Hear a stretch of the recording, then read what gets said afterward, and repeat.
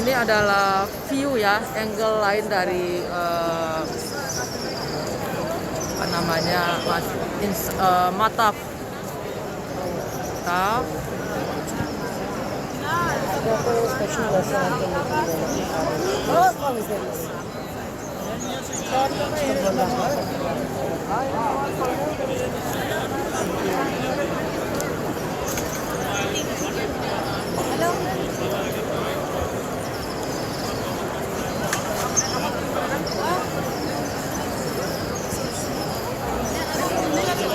Jadi sebenarnya setelah mempelajari terus mengalami apa yang dilakukan oleh para askar ya terhadap apa yang mereka perbuat kepada para askar ya, khususnya menertibkan perilaku jamaah itu benar. Jadi kalau kita bilang askar itu tidak punya etika, tidak memperlakukan jamaah secara manusiawi, itu sebenarnya enggak juga gitu. Karena intinya orang yang datang ke Masjidil Haram itu adalah bertawaf, melakukan tawaf dan sa'i tentunya ya. Jadi orang tuh ke Ka'bah ini untuk melakukan tawaf ya, mengelilingi Ka'bah. Kalau ke sini datang mau yang lain ya ditertibkan gitu. Nah, sekarang siapa yang bisa masuk ke dalam area Mataf? Mataf itu adalah daerah tempat tawaf di lantai ya. Kalau di lantai 2 ada daerah tempat tawaf, lantai 3 ada juga ya, di rooftop juga ada. Tetapi yang disebut dengan Mataf adalah yang sepelataran dengan Ka'bah. Jadi kalau dia mau tawaf itu boleh gitu ya, boleh 24 jam kapan aja di sini. Tetapi kalau dia mau sholat di depan Ka'bah, kemudian mau tempat laki-laki, tempat perempuan tidak sesuai, itu akan diusir. Dan kalau diusir itu udah tahu saja ya, kalau jamaah itu kan kadang-kadang buta peraturan ya. Terus memang karakternya juga kalau orang-orang Arab tuh daerah-daerah Jazirah Arab keras-keras dan pembangkang ya. Jadi ya diperlakukannya penegakan secara tegas gitu. Diusir, diambil sejadahnya, didorong gitu ke daerah keluar ini, karena yang diutamakan adalah orang yang tawaf. Dan jangan pernah punya ego ya untuk berdiam di satu tempat 24 jam, 60 menit, 60 detik setiap saat itu milik saya punya di sini area saya akan di sini. Nggak bisa itu. Pasti ada saat setiap area itu begitu fardu selesai diusir ya, berapa menit kemudian, 15 menit kemudian, dan akan dibersihkan ya. Kemudian nanti diisinya orang-orang yang ada di situ akan dihalau keluar dari daerah situ.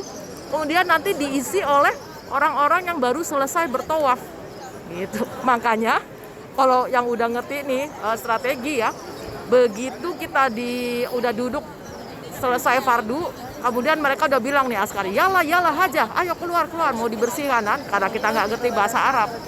Kita keluar aja, jangan melawan, jangan bilang kamu zolim, ini lagi Ramadan saya mau sholat, bukan begitu aturannya. Begitu keluar kita akan dihalau menjauh dari Ka'bah. Kemudian proses pembersihan selesai, itu sebetulnya menurut aturan akan diisi oleh orang-orang yang baru selesai bertawaf gitu ya, bukan diisi kembali orang-orang yang tadi duduk di situ gitu. Tapi kita itu kan memang punya perbedaan memahami ya. Makanya nih kayaknya penting sekali belajar bahasa Arab supaya tahu. Dan kebanyakan jamaah Islam di dunia itu kan bodoh ya, minim pengetahuan, literasinya sedikit, taunya dari daerah pelosok langsung ke sini bawa HP, foto-foto gitu ya. Saya sudah lebaran keren di Masjidil Haram gitu. Jadi ini nggak tahu nih gimana, kemarin sampai terlintas kita pengen coba gimana ya, atau kita bikin edukasi yang lebih mencerahkan gitu, karena ke depan itu jumlah akan bertambah lagi.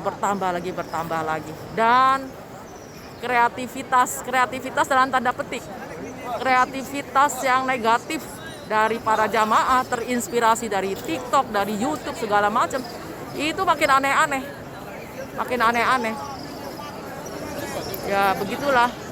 Satu sisi kita bahagia karena makin banyak orang ingin ke Mekah ya, menggambarkan level dari spiritualismenya. Tetapi satu sisi itu jadi tantangan berat bagi terutama orang yang semakin tua ya. Wah, fisiknya luar biasa ininya tantangannya. Kalau udah mau keluar pintu, itu badan serasa dipres ya.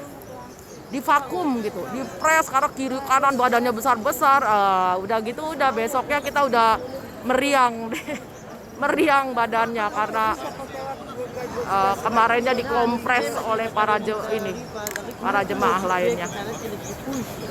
Oke, sementara mungkin itu yang bisa dibagi dari pengalaman umroh full hari ini. Ini menunggu suruk saja, kemudian kembali ke hotel untuk sarapan. Jadi hotelnya ada di sini, lokasinya nih di sini. Ini kebetulan ada di bawah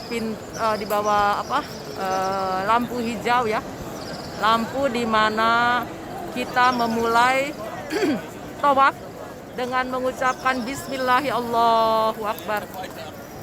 Bismillahirrahmanirrahim dimulai dari sini, kemudian jalan ke sana.